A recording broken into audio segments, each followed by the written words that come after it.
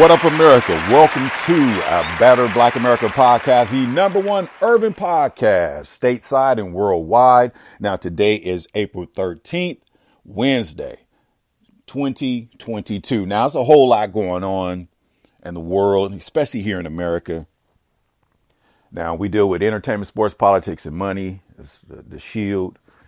A Better Black America is the black conservative look from a conservative lens of a black man. When I say conservative, it does not mean Republican, because all conservatives are not Republicans and all liberals are not Democrats. And I totally understand that, and I get that now, because we starting to see things from a perspective of humanitarian, of humanism, starting to see things in a way where we can actually right the wrongs of the past, because the imagery is all twisted up.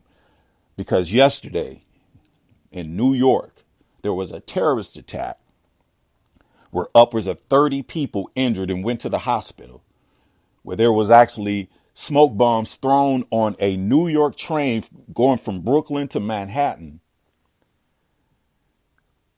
Upwards of 30 shots fired, and they're not calling it a terrorist attack.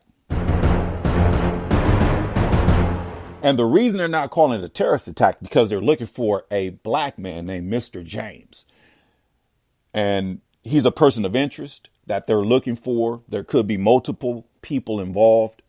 But for this situation right here, they're looking for a black man. And it hit me with a sense of reality of how the cipher is real. When I say how the cipher is real, they repeat a situation, because I remember when New York was a bad place to be. And then there was this broken mirrors mythology, or the theory of broken mirrors. You take care of all the little crimes, and it cleaned not only the city, but the state up. Crime was at an all-time low. Gentrification came in, money started booming, started thriving. And then now Build Back Better comes in. Now it's being broken down to the last compound. And now they're going to use the same play to get reelected, because right now there's a governor, Democratic woman, who vowed at the press conference she's going to get with the mayor of New York, and they're going to end these senseless crimes. And I'm sitting back and I'm saying, wait a minute, is this not a terrorist attack? There's a such thing as domestic terrorism. But just because he's a black man, it's looking like they want to add that to the crime that's already at an all-time high, and actually allow this to be the icing on the cake, the signage, and the candles, to basically run another generation into these prisons and put bills and legislations on the ballot and have us living in fear and voting in legislation that's going to actually destroy another generation, which will actually be the silver bullet to black genocide here in America. Because Joe Biden was on record yesterday by basically calling what's going on in Ukraine an actual genocide. And I'm saying, if it's a genocide, can't you do more, Mr. President? Why don't you do more, Mr. President? And it's because Biden is compromised. The world knows it. But the Democratic Party is so gangster with their monopoly when it comes to big tech and social media that they can spin the topics of discussion in any way they want to. But it's looking real clear, because we all know and we all seen the evidence when Joe Biden talked to Zelensky when he was a prosecutor in Ukraine, before, when he was a lawyer, before he was actually the president. And he basically told Zelensky, hey, I'm here for 6 hours. I got $6 million. And if my son is still being prosecuted when it's time for me to leave, the $6 million going with me. And he's on record. You can look it up on YouTube. You can Google it. He's on record. President Joe Biden said, son of a bitch. My son was not being prosecuted anymore within 1 hour. So within 1 hour, he got that $6 million. So now it's starting to make sense why he's sending, billions of dollars, because it's in the billions, to help Zelensky knowing that they can't do anything against the power and the might of the Russians. And Ukraine is about something different. It's not what we think it is. Because when I saw the story yesterday, when the subway had a terrorist attack, and that's what it is to me. Smoke bombs. He had all types of explosive ignitions, things to where, it looks, acts, everything that says that they were really he was, or whoever he's working with was going to do something real bad in those subways. But if they're blaming his brother, because he's the one that actually rented the U-Haul that's actually still there. So clearly his escape route was, he got away on foot, or he was able to do, to get away from the scene. And it's something that going to be life changing when it comes to a chess move. Now, we've been around the block a whole bunch of times, and we know that this is another situation. When they throw the hammer on crime, if this goes down as a regular crime, like the gang shootings and robberies, and if they just add it to the home invasions and all the stuff that's going on, we're looking at laws and legislation, from the politicians on some type of 2023, 2024 crime bill for these new crimes, because criminalization is a, documentation that changes and could be adjusted due to situations and circumstances. So now there's a new wave and a new generation of how these young athletic men are going out and a lot of times and oftentimes boys just robbing people like a sport. So now they're going to do something.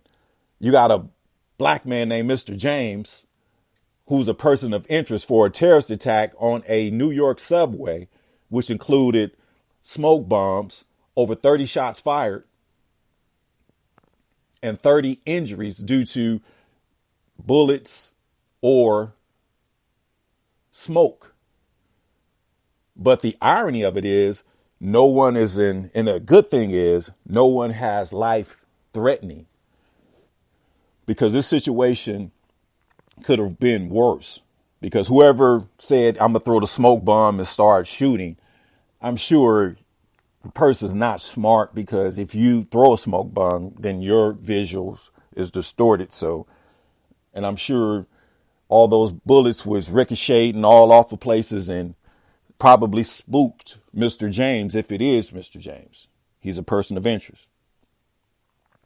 But when I saw that and I see things like this, my spider senses kick in. The hair on my neck stands up, depending if I got a fade or not. But the hairs on my neck stand up, and I'm wondering, what are we missing? And what we missed yesterday, Lieutenant Governor Brian Benjamin arrested yesterday with a campaign, what did they call it? Campaign funding, campaign finance. So the Lieutenant Governor, Brian Benjamin, who's actually a brother, a black man, Brian Benjamin, Democrat, arrested yesterday with a scheduled press conference by the now governor, Kathy Hochul. Was scheduled for noon, but she obviously did not have the press conference because she had to be in Brooklyn because of the terrorist attack in the New York subway during rush hour. So I'm sitting back and I'm saying, wait a minute. We're the best and the worst. And the image is everything. And look at the image that we are starting to reflect. On the same day the lieutenant governor is arrested, there's a terrorist attack on a New York subway, Brooklyn to be exact, by a black man named Mr. James. And he looks like one of the OG homies, one of our uncles, a man that a regular Joe Blow when it comes to black men in the hood. Style, the way he wears his hat. So now look how we're going down in history. I know we have these anomalies, the Obamas, the Harrises, the best. But look at the side when it comes the worst. Our youth are out there. Something has to be done. And something will be done. So this is why we as blacks, Latins, Asian, Caucasian kinsmen, and understanding things from a humanitarian perspective under the shield of conservative, because we have to conserve what's good and preserve what's better than what's being offered and or suggested to our youth in our community. If I was a dog and the Generation X was my master, metaphorically speaking, and they wanted to give me a spoon of something, a dog with just natural instincts, I would turn my head because what you're trying to give me does not taste good. The word says good men, good women leave their children's and inheritance. We can't keep passing down poison.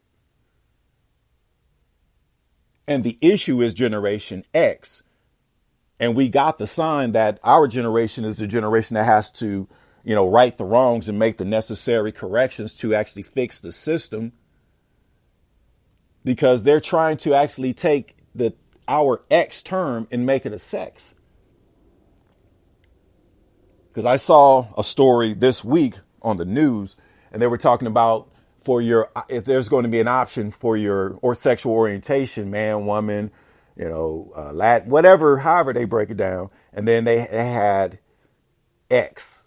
I'm like, wow, they're really trying to do away with that because X is an unknown factor. From a generation perspective, it's time, because they thought we was a lost generation, but we are the generation that was supposed to advance the culture.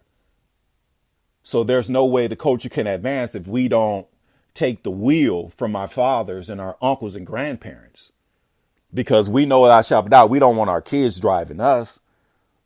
So we have to have a united front and really understand what's going on, because in plain sight, we're the best and the worst. We're the best and the worst. So that means we have to change our image. We do. And we cannot look to another group of people or culture, or more importantly, we cannot look at the federal government, because on the federal level, we're still slaves on the Constitution. And until we address that, we can't have a real conversation about reparations. We can't have a real conversation about equality. We can't have a real conversation about socially and economically being equal. They just signed the Emmett Till Anti-Lynching Act on March 29, 2022, which basically canceled out critical race theory and made it factual, which is Exhibit A, B, C, all the way through Z. So now we're living in a time where we can sit back and be patient and look at the data and make the necessary adjustments that's actually going to lead to amending the Constitution, especially the 13th Amendment, and take the criminalization clause from it. It needs to be redacted, because that is a critical race system that kept the system of slavery going. It's keeping the system of profiting from criminalization right now. It's a simple breakdown. Everybody eats when there's a crime. Crime should not pay. We should have a better system in play to actually make these things, become verbiage when it comes to a verb, not just a person, place, or thing. We got enough person, places, and things. Ketanji Brown Jackson, Supreme Court Justice. Person,